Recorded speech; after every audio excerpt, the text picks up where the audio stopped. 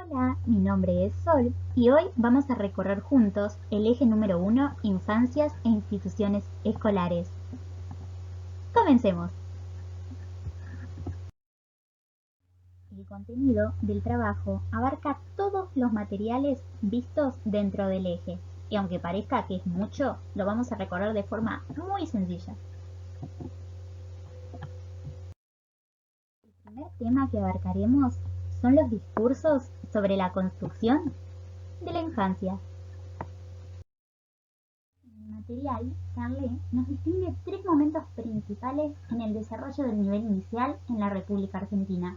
También nos habla acerca de la equívoca idea de romantización de la vida en el nivel inicial, como un lugar feliz, con una maestra sonriente y niños predispuestos, cosa que en la realidad muchas veces no se da así. Y el último concepto que destaca es el de la buena enseñanza. ¿Y a qué vamos a llamar buena enseñanza? Aquella en la cual el docente prepara un ambiente alfabetizador con atención personalizada a cada niño a partir del juego y el lenguaje, con un sujeto social que aprende a partir de experiencias e instrumentos variados que le proporcionan un aprendizaje significativo. El segundo tema que ampliaremos son los procesos de patologización y medicalización de la infancia. Al respecto, Gabriela Dueñas nos señala tres cuestiones interesantes. Uno es el riesgo de etiquetar prematuramente, ya que muchas veces, como docentes, hacemos diagnósticos rápidos, dejando de lado la realidad del niño, y lo tomamos como un trastorno a eliminar, un problema del cual no buscamos la causa. Dos es la escuela como parte del problema y la solución, ya que la mayoría de estos trastornos aparecen con el ingreso del niño a la cultura escolar. Y como parte de la solución, ya que tenemos las herramientas y los protocolos a seguir para poder mejorar y ayudar en la vida escolar del niño. Y tres, el trabajo en equipo entre disciplinas, instituciones y familias, ya que todas las instituciones tendrían que contar con profesionales aptos para ayudar a estos niños y no solo como docentes apoyar a esos niños, sino ser un punto de apoyo para las familias. Nuestro tercer tema a tratar es la educación en contextos de pobreza y exclusión social, para lo cual vamos a basarnos en el cuaderno de capacitación docente de pobreza y exclusión social para entender las escuelas urbano-marginales de Némiga Landriani. A la hora de conceptualizar la pobreza, podemos abarcarla desde tres miradas posibles. La primera es como consecuencia de los grandes cambios del mundo, el funcionamiento de la economía y las políticas gubernamentales. La segunda es a partir de estudios socioeconómicos, que nos hablan acerca de la vida en sociedad y de cómo la economía influye en el desarrollo de estas. Y la tercera es desde la mirada de los sujetos que la padecen y la viven en el día a día. ¿Por qué podemos decir que la tercera se destaca sobre las otras dos conceptualizaciones?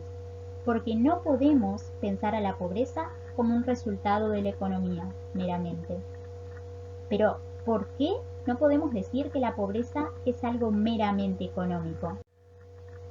Porque esta es el resultado de la desigualdad social, de una sociedad que no garantiza una distribución equitativa de la riqueza material y simbólica, y política del conjunto, produce una división social, lleva tanto a lo que es la exclusión como la marginalidad, y se lleva con ella lo que es la esperanza, produce incertidumbre, fragmentación, exclusión, corrupción, una crisis de valores. A nuestra provincia, a partir de los datos del INDEC del año 2019, descubrimos que el 25,5% de la población de Entre Ríos vivía bajo la línea de pobreza.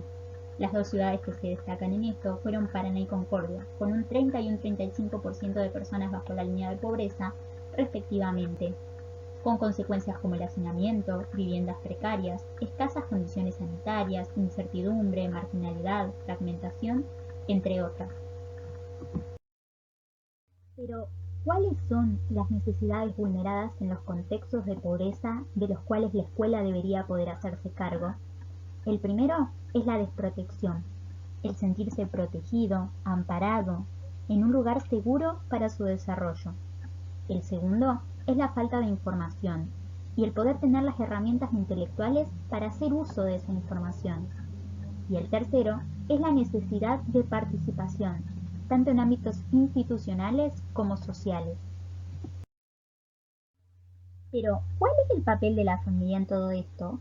Nosotros sabemos que la familia es la primera institución de socialización y afectos, en donde construimos nuestra subjetividad. Cada familia tiene una identidad propia dentro de un contexto, cargada de significados que nos han sido heredados. Cada familia también es la encargada de transmitir el capital cultural legitimado por la sociedad. Como escuela, esa tarea se vuelve nuestra cuando en la casa no puede darse. La escuela es la encargada de difundir el capital cultural básico y socialmente aceptado. Para esto necesitamos trabajar con las familias. Las instituciones escolares tienen el desafío de reconocer las estrategias de vida de los sectores subalternos e incorporarlo al trabajo cultural del día a día, para producir aprendizajes significativos y contextualizados. El cuarto tema que trabajaremos será el trabajo infantil. Pero, ¿qué es el trabajo infantil? Según la Organización Internacional del Trabajo, el trabajo infantil se refiere a cualquier trabajo que es física, mental, social o moralmente perjudicial para el niño y afecta su escolaridad, obligándolo a que la abandone o tenga que hacerlo luego de horas de trabajo. ¿Cuáles son los más comunes dentro de lo que es la Argentina? Es el trabajo rural, el trabajo doméstico en los quehaceres del hogar, en la vía pública como vendedores, trapitos y el trabajo sexual. Entre sus causas más comunes podemos encontrar la pobreza, podemos encontrar el bajo nivel educativo de los padres y una falsa creencia que el trabajo a edades muy tempranas es beneficioso. Como escuela y como comunidad tenemos el desafío social de prevenirlo y erradicarlo. Ha habido muchas políticas públicas que han servido para mejorar esta situación, pero si bien no hay una receta para poder erradicarlo, algunos elementos como lo que es la parte monetaria, la escolaridad en niños y adolescentes, como buenos programas de salud, que garanticen el acceso a cuidados primarios, representan una gran herramienta para esto. Cuando las familias tienen garantizado un nivel de ingresos básicos, acceso a salud, educación y servicios, el trabajo infantil puede ser prevenido. Nuestro quinto eje a trabajar es el maltrato infantil. Vamos a comenzar a partir de la charla que tuvimos con la abogada Claudia Herdes. Existen diferentes tipos de maltrato infantil. Entre los más comunes podemos encontrar el maltrato físico, el emocional, psicológico, la negligencia o abandono y el abuso sexual. Al respecto del maltrato infantil, existen diferentes mitos, como que se da solo en cierto nivel socioeconómico, por parte de padres borrachos o adictos, que no es una enfermedad mental, o que los niños pueden mentir o inventar este tipo de situaciones. ¿Cómo ayudo yo a la prevención del maltrato infantil como docente? A partir de lo que son la ESI como herramienta, enseñando el cuidado de sí, la interacción física con otros, el poder decir no, el cuidado del cuerpo y sus diferentes partes, la confianza y el autoestima. Como docentes tenemos una responsabilidad y un deber moral de denunciar ante las autoridades un hecho que conozcamos, más que nada para cuidar el bienestar de nuestros niños. De la mano con el maltrato infantil llega nuestro sexto tema a abarcar, que es la violencia en la escuela y sus diferentes manifestaciones. Pero antes de comenzar a hablar del tema, tenemos que definir qué es la violencia. La violencia es el uso deliberado de la fuerza física o poder contra una persona, tanto a partir de amenazas como haciéndolo efectivo, con el fin de causarle lesiones. Hay diferentes manifestaciones dentro del ámbito educativo. La primera es como emergente del campo social que se manifiesta en la institución a partir de situaciones de abuso o violencia familiar. La segunda es aquella que se reproduce en la escuela, como el bullying y la discriminación. Y la tercera es aquella que se produce en la institución, porque implica actores institucionales.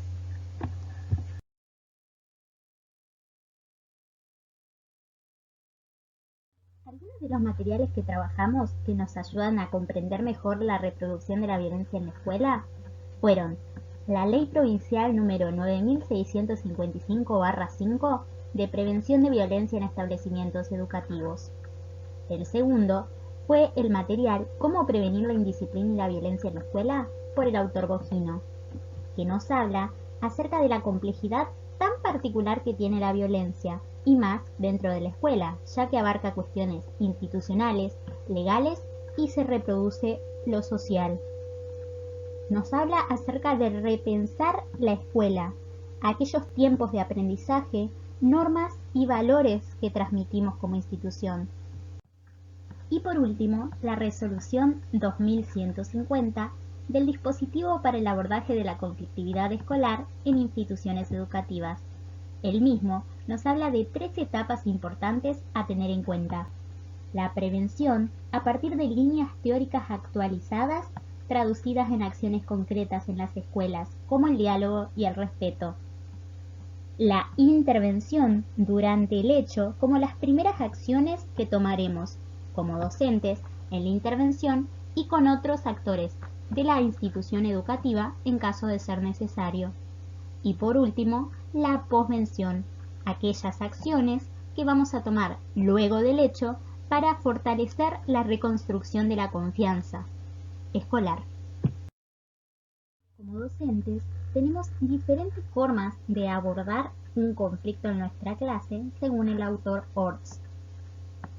Podemos ser un tipo de docente que exige una educación autoritaria o aquel que exige una educación democrática, en la cual la disciplina es consensuada, se hace en base a lo que es el diálogo, las actitudes, el respeto, la integración y el compromiso de los alumnos. El profesor puede tomar un rol pacífico o un rol mediador ante el conflicto. Y los tipos de conflictos que pueden surgir en nuestra sala son físicos, verbales, entre los pares o incluyendo al docente. Por último, nuestro séptimo tema a abarcar es el abordaje inter y transdisciplinario de la violencia en las instituciones. El Protocolo Interinstitucional de Actuación en Casos de Abuso Sexual Infantil de la provincia de Entre Ríos nos marca algunas pautas interesantes. Cualquier medida llevada a cabo, su prioridad tiene que ser el interés superior del niño. ¿Con qué nos referimos a esto? Con su bienestar. Existen 2 tipos de casos: los urgentes, en los que corre riesgo el bienestar del niño, y los no urgentes. ¿Y por qué decimos que es interinstitucional y transdisciplinar? Porque dentro de la institución no solo se trabaja entre disciplinas, sino que también involucra a diversos actores e instituciones sociales. Como ya mencioné anteriormente, como institución educativa, no solo tenemos la responsabilidad, sino también el deber de denunciar ante hechos de violencia ocurridos, tanto fuera como dentro de nuestra escuela, de los que tengamos conocimiento. Para esto existe un protocolo de pasos organizados previamente para poder abordarlos, a partir de los consejos del CGE, de la comunidad de la institución que hace la tarea preventiva, la socialización, la formación integral del alumno y es un garante de derechos. ¿Qué herramientas necesitaríamos como escuela para poder ayudar a tratar estos casos de violencia? Diferentes canales institucionales de comunicación fluidos y eficaces y una articulación operativa entre organizaciones e instituciones competentes para abordarlo. Otras áreas responsables del cumplimiento de este protocolo son los hospitales y centros de salud, el COMNAF que es el área de niñez, adolescencia y familia, y la Dirección de Asistencia a la Víctima, la Policía de Entre Ríos, en nuestro caso, la Defensoría de Menores y las Fiscalías actuantes.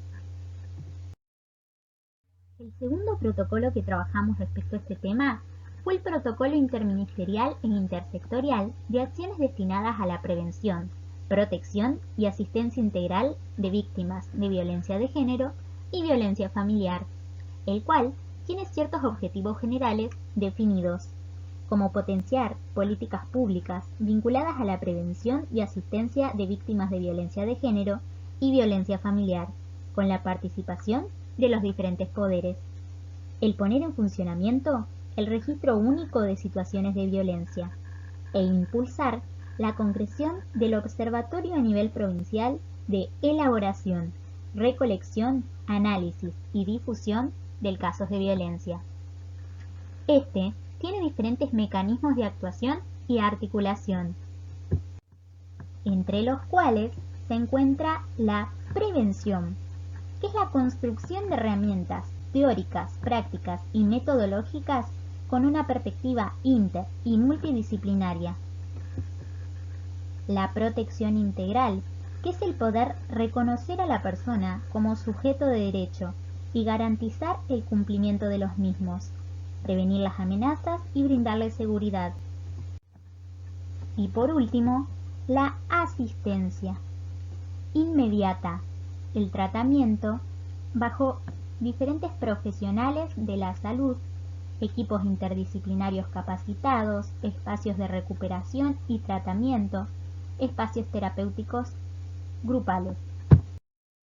En conclusión, del eje infancia e instituciones escolares, podemos decir que la infancia es una de las etapas de la vida de la persona que más complejidad y vulnerabilidad implica, y es por esto que como docentes tenemos que tener las herramientas para asegurar el bienestar de nuestros niños. Muchas gracias por su atención.